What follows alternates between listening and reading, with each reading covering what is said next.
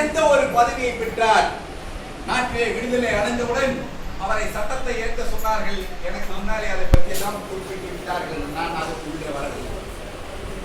அவ்வாறு ஏற்றுகின்ற போது அங்கே என்ன நடந்தது என்று சொன்னால், அந்த வர்ணாசிரியருடைய கொள்கை காரணமாக இவர் நம்முடைய இதுல இருக்கும் போது இப்போ நம்முடைய அகில இந்திய தகவல் மற்றும் சட்ட முன்னணியுடைய கொள்கைகள் அதுல மிக முக்கியமா தலைவர் அவர்கள் குறிப்பிடுவது என்ன என்று சொன்னால், இங்க யாருக்குமே இங்க அமர்ந்திருக்கு நீ என்ன சாதி நான் என்ன சாதி தெரியாது.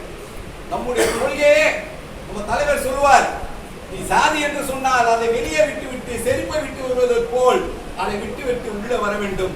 அப்படி வந்தவர்கள் தான் அம்பேத்கருடைய வழியிலே இன்றைக்கு நம்ம எல்லாம் வழி நடத்தி கொண்டிருக்கின்ற நமது தலைவர் அவர்களை போல அன்றைக்கு அம்பேத்கர் அவர்கள் குறிப்பிட்டார்கள். ஜாதிதான் சமூகம் என்று சொன்னால் அந்த சமூகத்திலே காத்திலே விஷம் பரவட்டும் என்று குறிப்பிட்டார்கள்.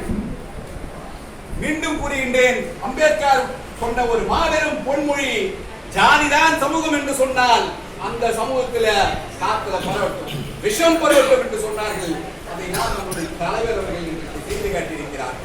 இங்கு யார் என்ன ஜாதி என்பதை தெரியக்கூடாது என்பதை போன்றுதான் அன்றைக்கு அம்பேத்கர் அவர்கள் அவ்வாறு நம்முடைய அறிவியான சில சட்ட திட்டங்களை ஏற்றினார்கள். அதிலே அம்பேத்கர் அவர்கள் குறிப்பிட்டது ஒன்றை நான் உங்களிடத்திலே நினைவு கூறுகிறேன். இந்த நாட்டை ஆள வேண்டும் என்று சொன்னால், இந்த நாட்டுடைய தகுதி படைத்தவர்கள் என்று சொன்னால், இந்த நாட்டுடைய ஆட்சி மொழியாக இருக்க வேண்டும் என்று சொன்னால் அது ஒரே மொழி, தமிழ் மொழி என்று குறிப்பிட்டார். இந்த நாட்டுடைய பூர்வ குடிமக்கள் யார் என்று சொன்னால் முதல்ல சொன்னவர் அம்பேத்கர் அவர்கள்.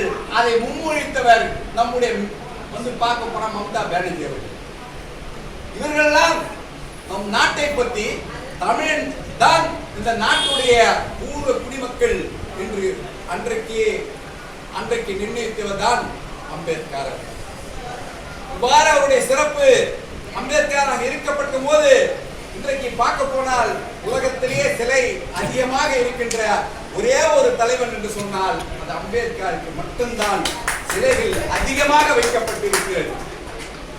அந்த சிலைகளை இன்றைக்கு தமிழ்நாட்டிலே அங்கங்க உடைச்சு பிரிச்சு என்னென்னமோ பண்றாங்க. அதுக்கு காரணம் என்னன்னு சொன்னால், அந்த ஆதிக்க சக்திகள் என்னென்று இவருக்கு பட்டு சூட்டுகிறது என்று சொன்னால், நீல சட்டத்துக்கு சொந்தக்காரன், அவன் தீண்டாமை உள்ளவன், அவன் ஜாதி தலைவனாக இன்றைக்கு அவர்களை படம் பிடித்து காட்டியிருக்கிறார்கள். அவர் ஜாதி தலைவரா என்று சொன்னால் அதை இல்லை என்று சொல்லி நமக்கு முன்னாலே பேசியவர் பல முறை குறிப்பிட்டார்கள். உங்களுக்கு ஒன்றை நான் சொல்லிக்கொள்ள ஆசைப்படுகிறேன். இன்றைக்கு பார்க்க போனா ஒரு கட்சியில ஒரு பொறுப்பு மாவட்ட செயலாளருக்கு எவ்வளவு போட்டி இருக்கும் நீங்க எல்லாரும் திங்க் பண்ணி பாருங்க.